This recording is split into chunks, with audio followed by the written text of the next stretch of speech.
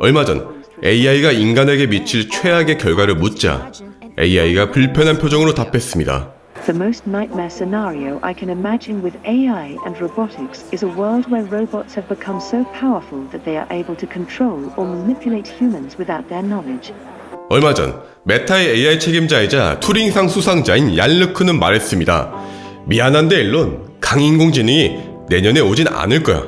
GPT들은 절대로 인간 레벨에 도달할 수 없어. 많은 네티즌들은 하루빨리 인간을 넘어서서 스스로 사고하고 판단하는 강인공지능이 오기를 바라고 있습니다. 또한 강인공지능이 도래하는 특이점이 하루빨리 오기를 기원을 하고 있어요. 일론 머스크는 2025년쯤, 젠슨 황은 5년 안에 인간을 넘어서는 인공지능이 마침내 도래할 것으로 바라봤습니다.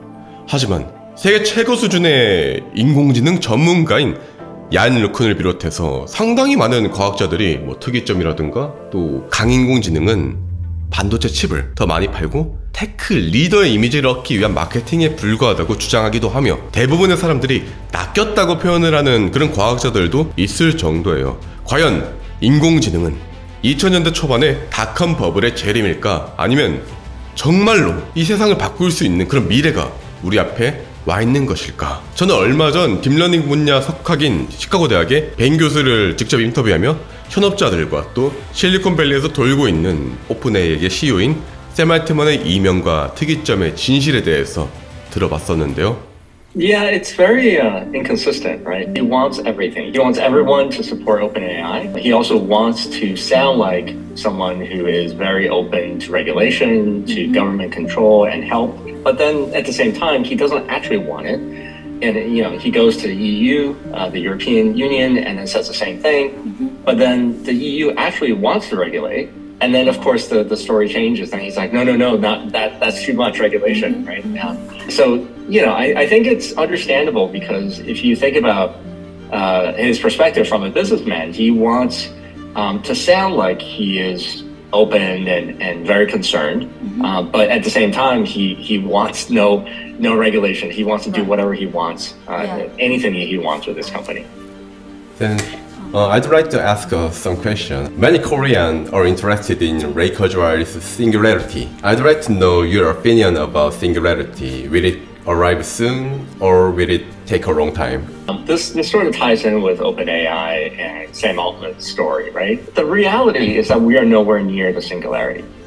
If you look at large language models, the transformer architecture that they're built on, everything is about probabilities and prediction. ChatGPT, Llama, Bard, they do the same thing, which is they take in massive amounts of data and all they do is guess at what you want to hear next.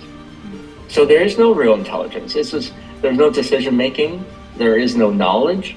Go to GPT and say, tell me about Ben Zhao, or tell me about Jan LeCun. Tell me about any particular known person in AI. And it will say, oh, so is a computer scientist who works in machine learning, and then ask you something more concrete, more specific, like tell me about the most recent 2 papers that he wrote. And what will come back is a probabilistic guess. Reality is that all these models are just guessing, and they're very good at guessing. But that's all it is. And so when we talk about AGI, and when people talk about AGI, it's a nice marketing tactic. It is very easy to get excited. It is very easy to be afraid and to say, wow, this is more important than anything else in the world. We must support them no matter what. It means that you ignore everything else. You ignore the job loss, you ignore the ethics violations, you ignore the illegal data scraping. So that's why it's a very effective marketing scheme when you talk about AGI, because it means nothing else that we do that is bad really matters, because we're trying to save all of humanity. But reality is we are so far from AGI. And it's not just me that feels this way. Many machine learning people feel the same. There are people working on it, but it's still many decades away. What they say is they want us to say, today doesn't matter. Tomorrow is all that matters. And then they will say, tomorrow's AI is going to be wonderful. Tomorrow's AI is going to have all these problems fixed. It's not going to create job loss. It's going to be ethical. We're going to be able to train only on licensed data, all these things. But the problem is that none of these things are coming. in the short term. 메타의 얄르쿤 연구원도 우리는 인공지능의 유창한 언어 능력 때문에 그들이 똑똑하다고 생각하기 쉬우나 사실 AI의 이해력은 매우 피상적이라고 말했죠. 얄르쿤은 일반적인 4세 아동이 오히려 세계 최대 규모의 라지 랭귀지 모델, 그러니까 뭐 GPT 같은 것들보다 50배 이상 더 많은 데이터를 본다고 추정했습니다. 그는 인공지능이 인간처럼 되려면 추론하고 계획하고 지속적으로 기억하며 또 주변 환경에 대해서 이해를 해야 되는데 현재 인공지능 시스템으론 불가능하다고 주장했습니다. 이뿐 아닙니다. 한국의 톱 정부 연구기관인 키스트의 인공 휴먼 연구자 이마섭 단장님도 특이점에 대해서 부정적인 견해를 내놓았습니다.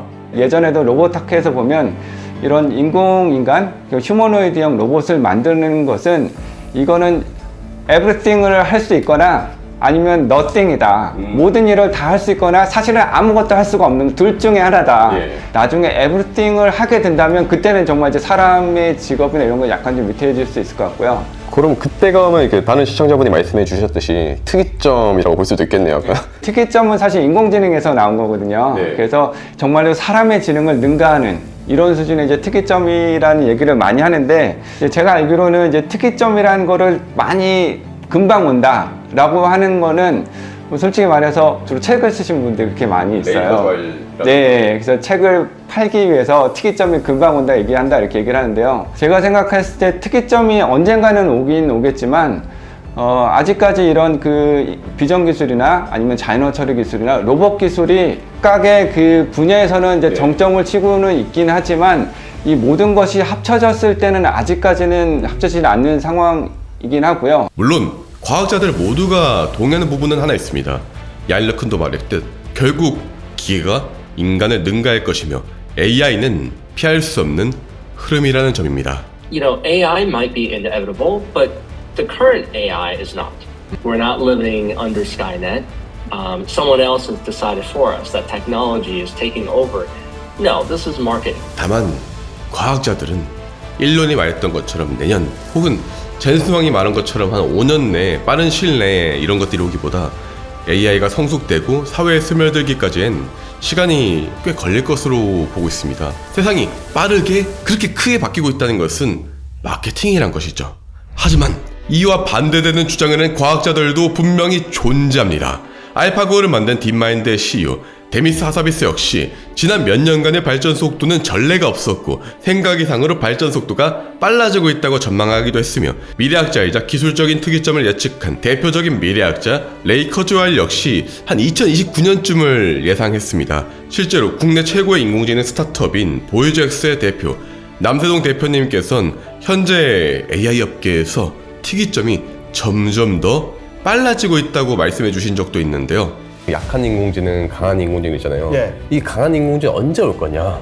여러 가지 단체들이 있어요. 네. 인공지능 전문가들 단체. 네. 그런 단체들에서 예를 들면 언제 강인공지능이 오냐 이런 그 평균 내고 막 하는 거 있을 거잖아요. 네. 그냥 여론조사 같은 거. 네. 그런 조사를 했을 때 점점 당겨지고 있고요. 아, 빨라지고 있군요. 예. 그게 예전에는 뭐 100년 후, 네. 막 50년 후 이랬다면 얼마 전부터는 막 이게 20년 이렇게 들어오더니 최근에는 그게 진짜 빨리 들어오고 있어요. 더 빨라졌네요. 막 예를 들면 네. 2030 몇 년 이런 식으로. 보통 전문가들은 좀 회의적이기도 쉽고 그쵸. 좀 조심스럽게 얘기하잖아요. 그래서 좀 제너럴하게 얘기하고 그렇죠. 예. 근데 그런 조심스러운 분들의 모임에서도 네. 그러니까 과학자들, 엔지니어들, 뭐 전문가들 모임에서도 이제는 2030 몇 년 정도가 평균치로 나오고 있다. 지금부터는 제 생각이에요. 인공지능 전문가라든가 아니면 뭐 개발자가 아닌 과학 커뮤니케이터의 입장에서 부족하지만 뭐 여러 전문가분들의 귀한 말씀들을 들으면서 제가 이제 느끼는 점은 어찌 보면 전문가분들조차 AI의 잠재력에 대해서 정확하게 파악하지 못하고 있는 게 아닌가 하는 주제넘는 그런 생각도 하곤 합니다. 이를테면 AI 전문가들은 AI가 분명 잘 되고 있는 건 맞아. 하지만 왜 잘 되고 있는 건지 모르겠어 라고 말하곤 합니다. 실제로 제가 만나뵀던 많은 연구자분들도 AI가 잘 돌아가는 이유를 아직까지 인간은 잘 모른다고 답하시기도 했고 그런 기사들도 수없이 쏟아졌었죠. 국내 메이저 언론사의 칼럼 제목이 아무도 모른다이며 기사의 시작을 왜 잘 되는지 모르겠다 이렇게 적을 정도예요.